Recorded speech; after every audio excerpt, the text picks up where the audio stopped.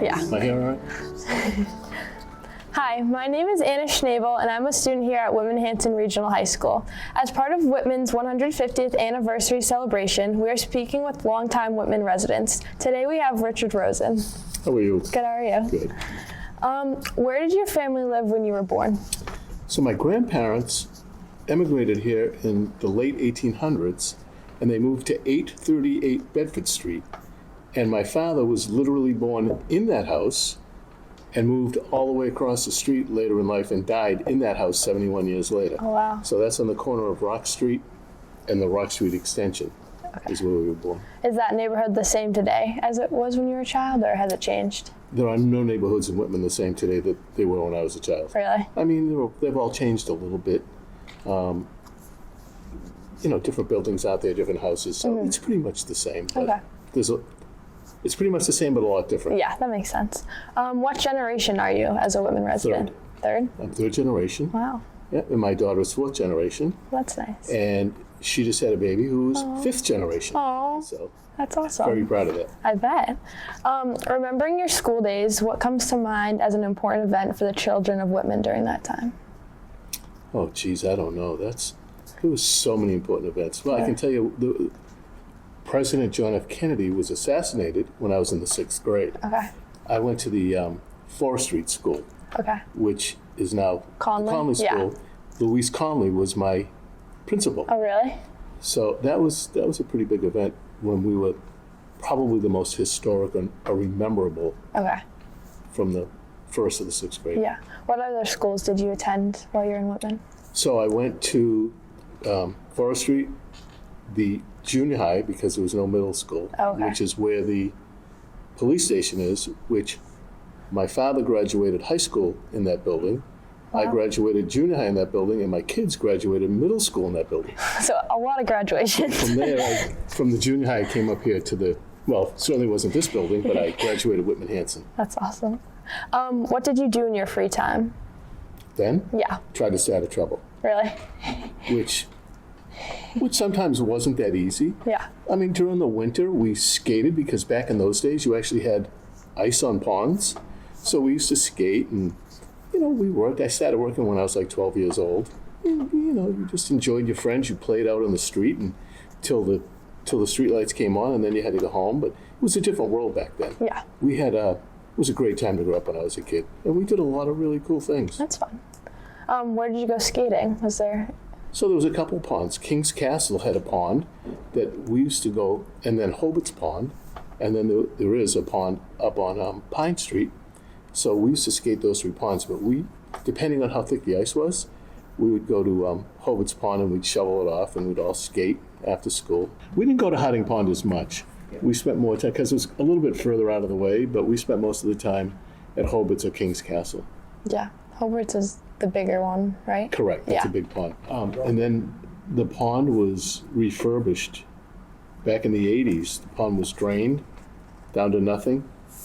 We took I was on the Board of Selectmen at the time, and they had hired a company to come in and dredge the pond and made it fairly deep and made it a really nice pond, and they stocked it with bass. But that became a very, very nice pond. Which pond was that they did that to? Hobart's Pond. Hobart's Pond. Yeah, Okay. and it's still, and the DPW has done an absolutely beautiful job along the boulevard. It wasn't always, you didn't really want to walk down the boulevard. Now it's kind of like a walking trail. It's beautiful down there. I rode my bike down there when I was Yeah. younger. It's great. What modern items do you remember being introduced during your life when you were younger?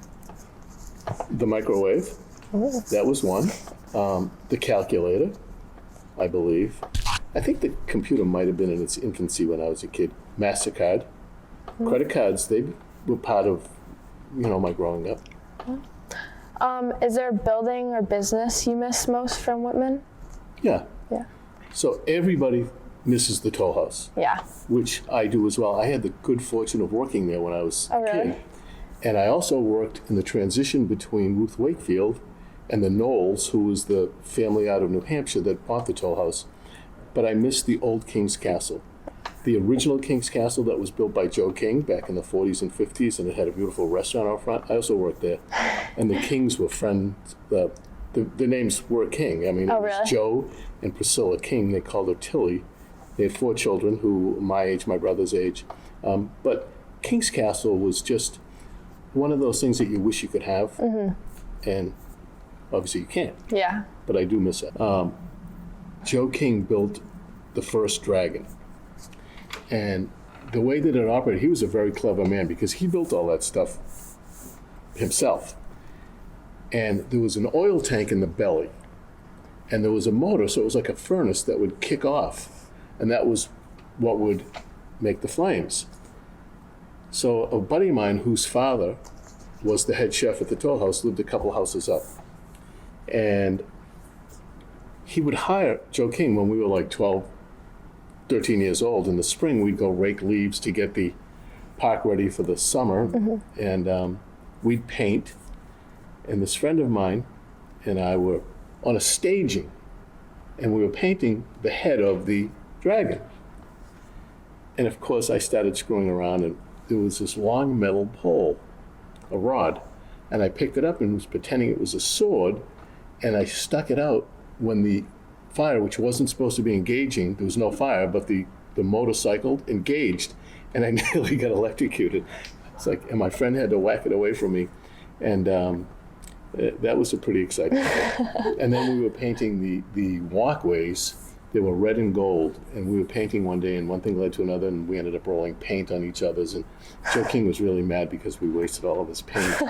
So, I mean, there's a lot of tremendous memories Yeah. from being a kid in Whitman. Yeah. Later in life, Joe King sold everything to the Whitney family, and they closed down the restaurant, but they added a lot of stuff in the back. So it changed when they sold it. There was a pond to the left, and there was a pond to the right. It was a smaller one in the right. He had a house behind the restaurant where he lived. His family lived. And to the left, that's where they had the pontoon boat that would go around. There was a turtle in the middle. And that had some of the biggest turtles you've ever seen in your life. And he used to sell goldfish. And in the pond, he'd sell goldfish, and they were huge. And then, unfortunately, later on, they filled in the ponds. But that was the pond we skated on. Paradise Gardens was another huge business that we had in Whitman. The Stetson family. It was, they were literally the largest importer of tropical fish in the eastern half of the United States. Oh, really? And they were one of the largest distributors. But that was back in the day before what you know as Walmart and Target. Yeah. We had the Whitman Theater, and there was the Empire Theater. We had 2 bowling alleys. We had a bowling alley in Whitman Center, and then there was a Carlisle Bowling Room down East Whitman that I actually used to bowl in. When I was at the high school, we had a bowling team. Oh, really? The bowling alley, and that was modern. Back before then was the bowling alley in the center that there was someone that could pay that on a nickel an hour to set the pins. So you'd go bowling, the pins would go down, there'd be a guy in the back setting the pins back up. So we had that in Whitman Center. And we also had an alley that most people don't realize was there that went between what was the bowling alley and a restaurant to the east of it, which became a pool hall. Oh. So there was a billiards parlor when we were young, and then there was well before me, there was another one down in East Whitman. And I actually, when I was doing some of this research, I really did learn a few things. I never knew about the second billiard hall. So there was stuff for us to do. Yeah. There was stuff for us to do. We'd get in trouble hanging around the street corners, but we moved on. Was most of the stuff to do in the center of town? Pretty much. Majority? Pretty much, other than like Carlisle Bold, which was down East Whitman. And, yeah, but most everything went on in and around the center. Is McLaughlin where that is now? Is that the same place? McLaughlin actually started a little bit east on the corner of Day Street. Okay. They started there. They might have started somewhere before them, but I know when I was young, that's where they were. And they built this new building.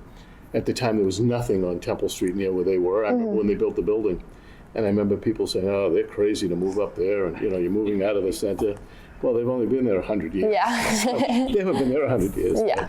But, yeah, so they were in the center. And, the other thing was where Stop and Shop is, half of that used to be, half of the land was King's Castle. Okay. And half of it was Cape Way Motors. Lost my train of thought. Cape Way Motors. So that took up two places. And then there was a Dodge dealership down East Whitman that nobody knew the name of. Nobody could remember it.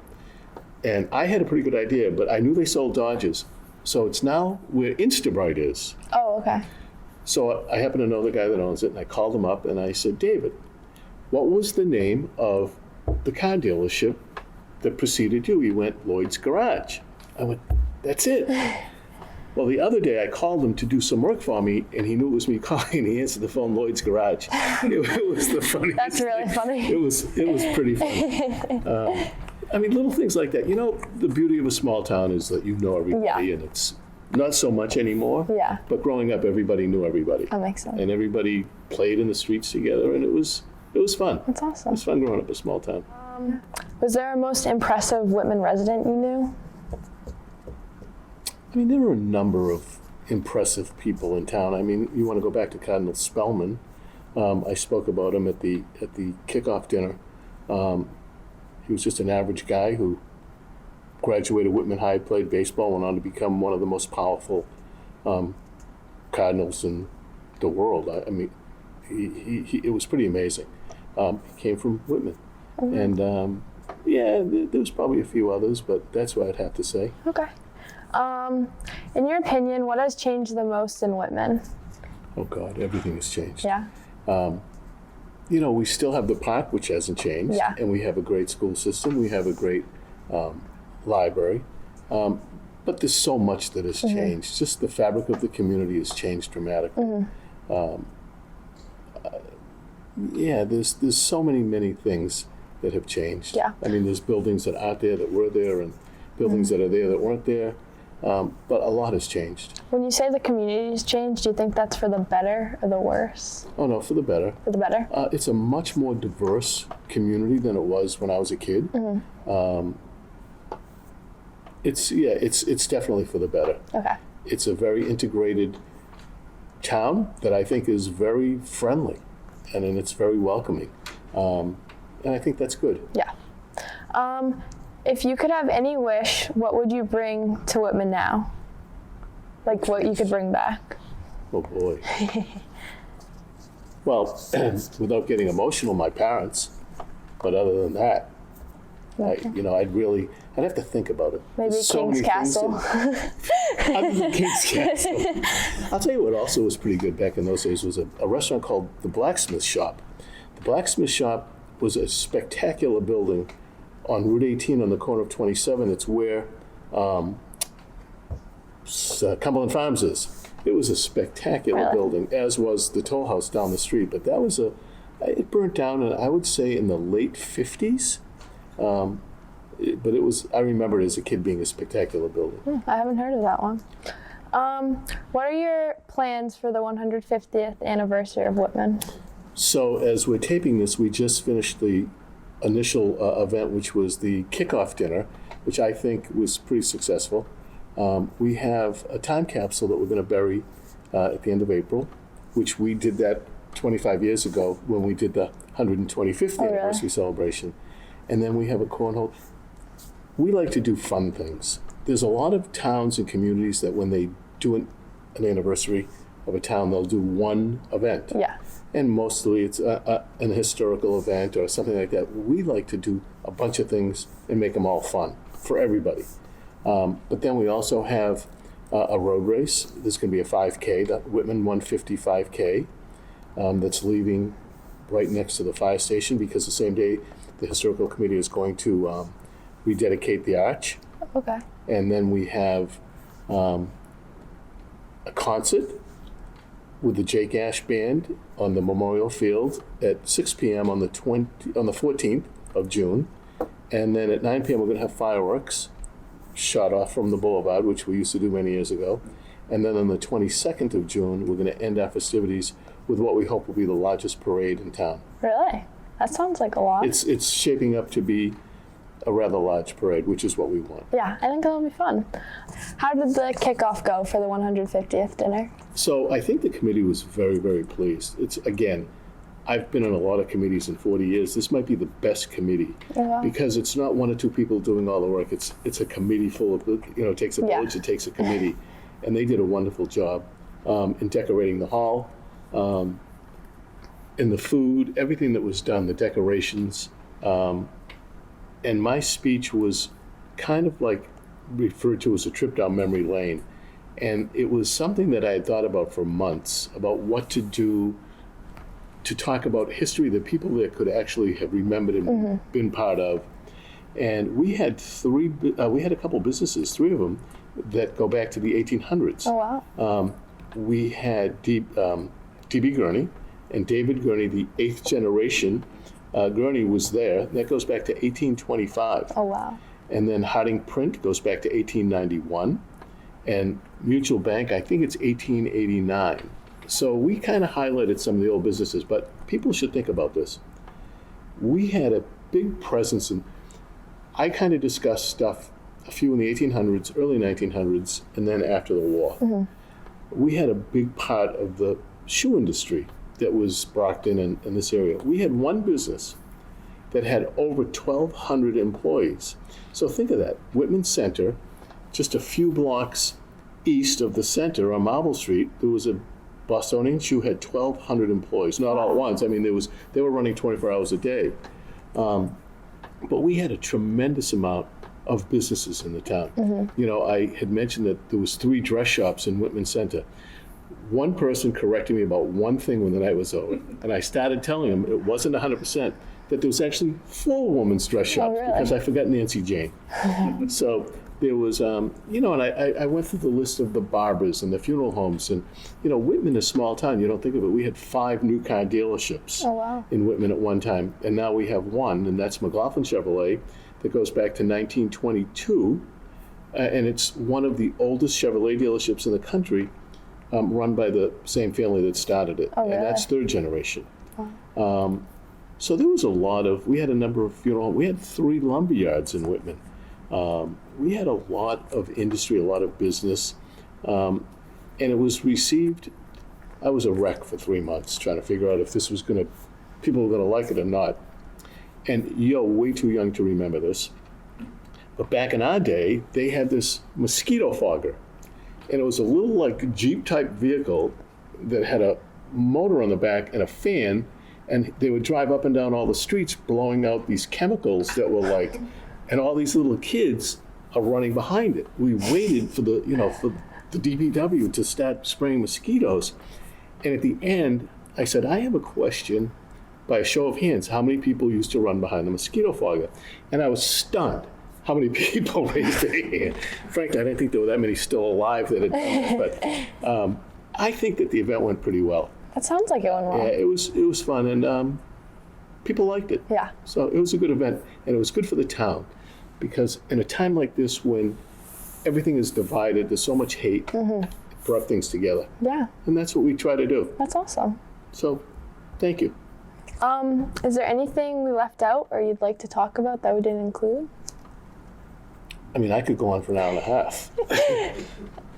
But I know we don't have that much time. Whitman is just a wonderful town. And I just urge people to get involved in stuff. There's so many things for adults, for kids, to just absorb the community. But, not really. Okay. Well, thank you, Richard, for being here, and thank you for watching.